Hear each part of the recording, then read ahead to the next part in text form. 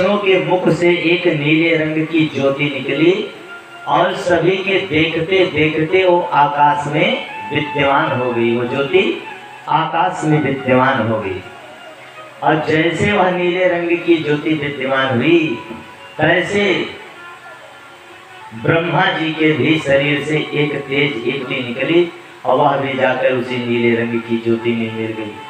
फिर शिव जी के शरीर से एक ज्योति निकली और वह भी जाकर उसी में मिल गई। व्यास जी कहते हैं, जन्मेजय विष्णु आदि सब सुरन के है, अरे मुख सो तेज अपार। विष्णु आदि सब सुरन के मुख सो तेज अपार। अरे निकसी भयो एकत्र जहां, निकसी भयो एकत्र जहां, लागी प्रकाश प्रहार, लागी प्रकाश प्रहार। और देखते ही देखते ब्रह्मा विष्णु शिव के शरीर से तेज निकला और वो एकत्रित हुआ और तभी सभी के देखते हर एक देवता के शरीर से एक एक तेज निकलने लगा। इंद्र के शरीर से तेज निकला, वरुण के शरीर से, यम के शरीर से। वहां सभा में जितने देवता हैं सभी के शरीर से एक एक तेज निकला और वह सब तेज जाकर के उस नीले रंग के तेज में समाहित हो गया। और जब वह तेज सभी तेज एकत्रित हो गया तो बहुत बड़ा प्रकाश हुआ और उस प्रकाश को देख करके देवताओं की आंखें भी चौंधा जाती है, सही से उस प्रकाश को देख नहीं पा रहे हैं। इतना विशाल प्रकाश हो गया सभी देवताओं का। और वह देखते ही देखते वह तेज एक स्त्री के रूप में परिवर्तित हो गई, एक स्त्री के रूप में परिवर्तित हो गई।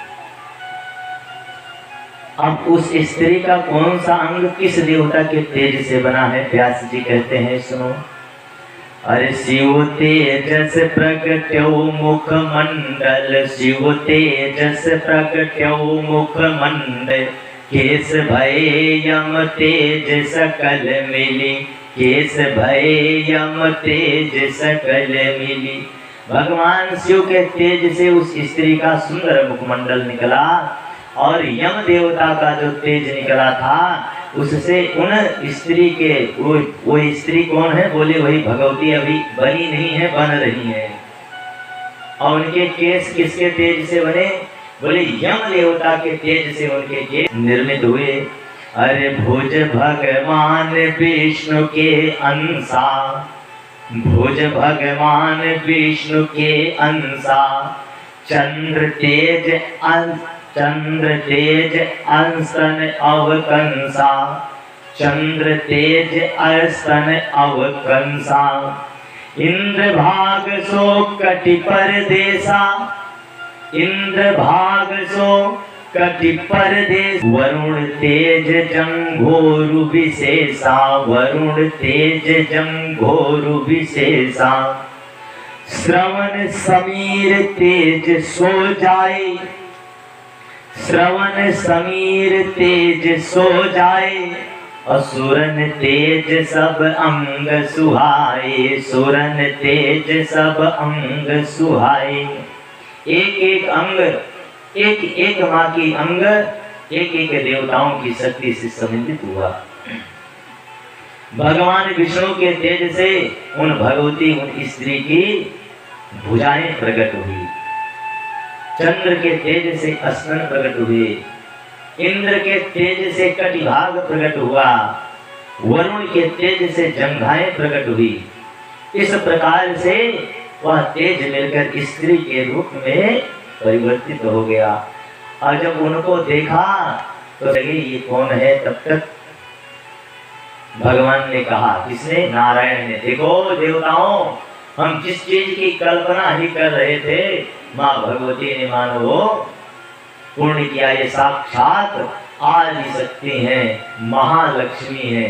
बोलिए महालक्ष्मी मैया की, महिषासुर मर्दनी मैया की जय हो। देखो हम लोग जानते हैं कि महिषासुर को माँ दुर्गा ने मारा, काली ने मारा, बोले वो आद्या शक्ति ही माँ दुर्गा है, माँ काली है, लेकिन महिषासुर को मारने वाली माता महालक्ष्मी है। महिषासुर का वध किसने किया? माता महालक्ष्मी ने।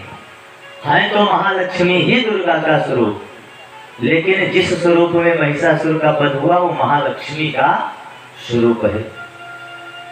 अब भगवान विष्णु ने ऐसा करो, अब इनको अपने अपने अस्त्र दे दो, अपने अपने अस्त्र शस्त्र दे दो, तो उससे भी ये बलवान हो जाएं।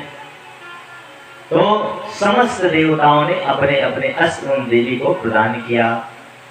जैसे भगवान शिव ने अपने त्रिशूल दिए, नारायण ने अपने चक्र और गदा को दिया, ब्रह्मा जी ने कमंडलों का तेज दिया, क्योंकि इनका एक नाम ब्रह्माणी भी है।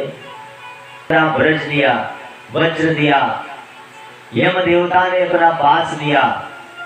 इस प्रकार से समस्त देवताओं ने अपने अपने अस्त्र शस्त्र मैया को अर्पित किए, और अस्त्र शस्त्रों के साथ साथ ही श्रृंगार के भी अद्भुत सामग्रियां सभी देवताओं ने उन मां भगवती को अर्पित किया। क्षीरोध चांबरे दिव्ये रक्ते सूक्ष्मे तथा जरे निर्मूल लक्ष्य तथा हारम प्रीतस्तै सुमंडितम।